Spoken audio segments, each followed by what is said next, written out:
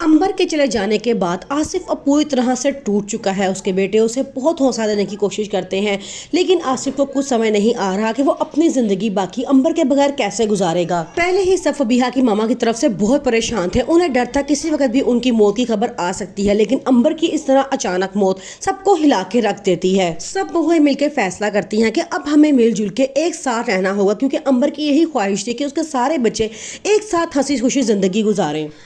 अभी अंबर की मैयत पड़ी होती है तो वहाँ पे महानूर की मामा सारा सामान समेटना शुरू कर देती हैं। उनको ये मौका मिलता है कि वो इस वक्त घर का सफाया कर दें। वो फटाफट अपना बैग तैयार करती हैं और वहाँ से महानूर को लेके भागने की प्लानिंग करती हैं। शाहवीर का गम से बुरा हाल होता है, लेकिन महानूर की मामा समझ चुकी होती हैं कि महानूर अब शाहवीर में ज्यादा ही दिलचस्पी लेना शुरू हो चुकी है, इसलिए वो चाहती है कि जल्द अज जल्द यहाँ से भाग जाया जाए, ताकि कहीं महानूर के दिल में शाहवीर के लिए मोहब्बत पैदा ना हो जाए और वो यहाँ जाने से इनकार ना कर दे। फबीहा की मामा उसे कहती हैं कि अब तुम घर वापस चले जाओ और जाके आसिफ का बहुत ख्याल रखो, वो बहुत अच्छे इंसान है।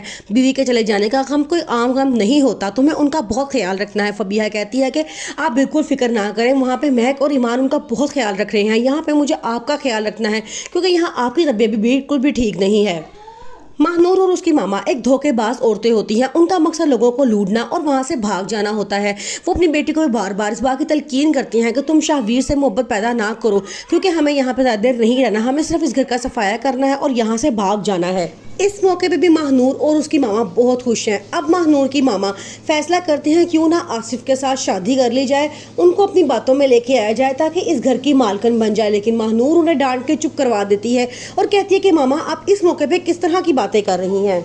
शाहवीर जब महानूर से बहुत प्यार करता है, एक तरफ वो ईमान को भी नहीं छोड़ना चाहता, जबकि दूसरी तरफ वो ये भी नहीं चाहता कि महानूर उसे छोड़कर जाए।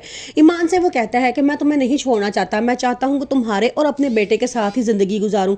ईमान कहती है तो हाँ ठीक है, क्या तुम महानूर को छोड़ सकते हो? तो वो कहता है कि मैं उसको भी नहीं छोड़ सकता, वो मेरी पसंद है। फबीहा और मामा की वजह से बहुत परेशान है। इस बात का इजहार वो अपने हस्बैंड से भी करती है और कहती है कि जिसको पता हो कि उसकी मामा अब मरने वाली हैं, उस लड़की के दिल पे क्या गुजरेगी, इसलिए मैं रोज़ उनके पास जाती हूँ और उनकी खिदमत करती हूँ ताकि उनका आखिरी टाइम मैं उनके साथ गुजार सकूँ। जबकि फबीहा की मामा को जब से अपनी बीमारी का पता चला है वो और डाउन होती जा रही हैं। इस बात में सबसे नाराज़ भी हुई थी कि मुझे किसी ने सच्चाई क्यों नहीं बताई, असल बात मुझसे क्यों छुपाई गई।